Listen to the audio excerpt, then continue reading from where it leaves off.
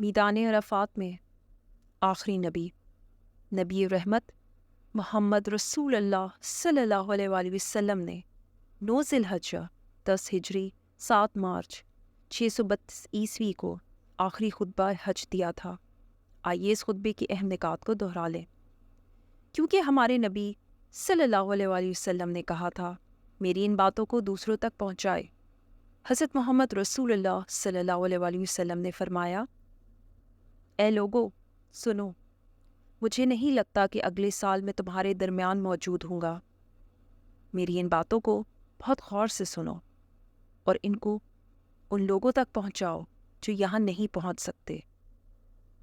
اے لوگو، جس طرح یہ آج کا دن، یہ مہینہ اور یہ جگہ عزت و حرمت والے ہیں، بالکل اسی طرح دوسرے مسلمانوں کی عزت، زندگی اور مال حرمت والے ہیں۔ تم اس کو چھیڑ نہیں سکتے۔ لوگوں کے مال اور امانتیں ان کو واپس کر دو۔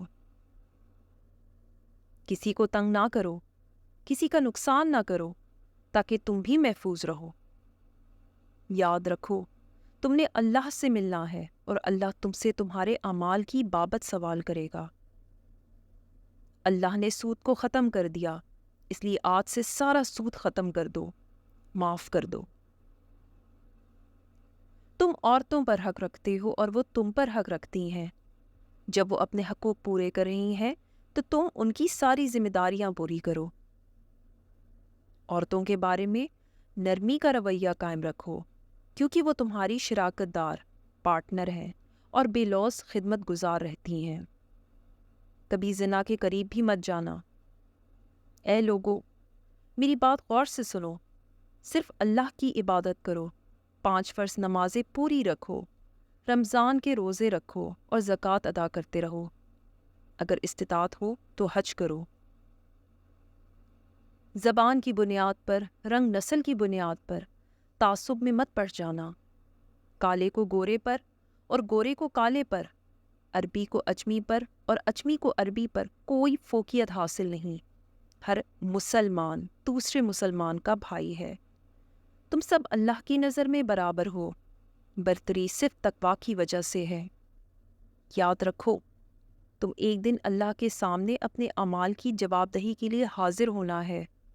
خبردار رہو، میرے بعد گمراہ نہ ہو جانا۔ یاد رکھنا، میرے بعد کوئی نبی نہیں آنے والا، نہ کوئی نیا دین لایا جائے گا۔ میری باتیں اچھی طرح سے سمجھ لو۔ میں تمہارے لیے 2 چیزیں چھوڑ کے جا رہا ہوں، قرآن اور میری سنت۔ اگر تم نے ان کی پیروی کی تو کبھی گمراہ نہیں ہوگے۔ سنو، تم لوگ جو موجود ہو، اس بات کو اگلے لوگوں تک پہنچانا، اور وہ پھر اگلے لوگوں کو پہنچائیں گے، اور یہ ممکن ہے کہ بعد والے میری بات کو پہلے والوں سے زیادہ بہتر سمجھ سکیں اور عمل کر سکیں۔